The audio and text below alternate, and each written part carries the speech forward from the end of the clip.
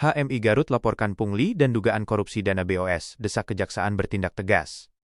Garut dunia pendidikan di Kabupaten Garut kembali tercoreng.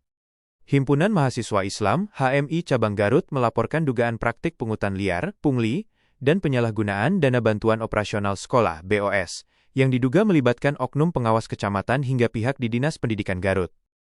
Laporan resmi bernomor 001 BLP HMI 09/2025 itu diserahkan langsung ke Kejaksaan Negeri Garut oleh Ketua Umum HMI Cabang Garut, Yusuf Saepul Hayat, usai timnya melakukan investigasi lapangan. Menurut Yusuf, modus pungli dilakukan dengan dalih memperlancar administrasi sekolah. Tidak berhenti di situ, pengelolaan dana BOS pun diduga kuat diarahkan oleh pihak tertentu untuk kepentingan di luar aturan yang berlaku. Praktik ini tidak hanya melanggar aturan, tapi sudah terstruktur, sistematis dan masif, TSM. Negara dirugikan, sekolah ditekan, dan masa depan pendidikan Garut terancam, tegas Yusuf.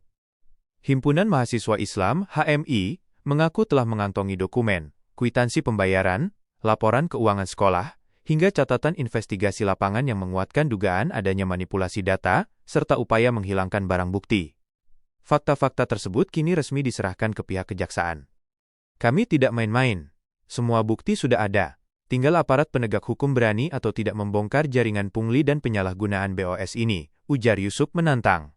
Jika terbukti, praktik pungli dan penyalahgunaan dana pendidikan ini bisa menjerat pelaku dengan pasal pidana berat, yaitu 1.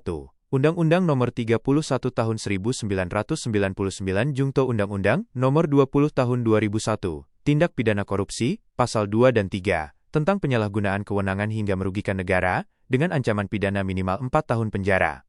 2. Peraturan Menteri Pendidikan dan Kebudayaan Nomor 6 Tahun 2021 tentang dana BOS, yang secara tegas melarang pungutan dan penggunaan dana di luar petunjuk teknis.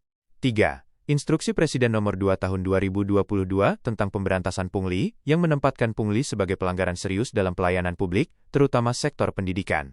HMI menegaskan akan terus mengawal kasus ini sampai tuntas. Mereka menuntut agar Kejaksaan Negeri Garut segera membuka penyelidikan dan tidak memberi ruang bagi praktik korupsi yang merusak dunia pendidikan. Kami menuntut penegakan hukum yang tegas. Jangan sampai pendidikan di Garut dijadikan lahan basah untuk oknum. Jika Kejaksaan diam, kami siap turun aksi lebih besar, tutup Yusuf. Dugaan pungli dan penyalahgunaan dana BOS ini merupakan indikasi pelanggaran serius terhadap tata kelola pendidikan. Jika terbukti, kasus ini bisa menjadi preseden buruk dan mencederai kepercayaan publik terhadap pemerintah daerah, khususnya Dinas Pendidikan Garut. Reporter, ASB.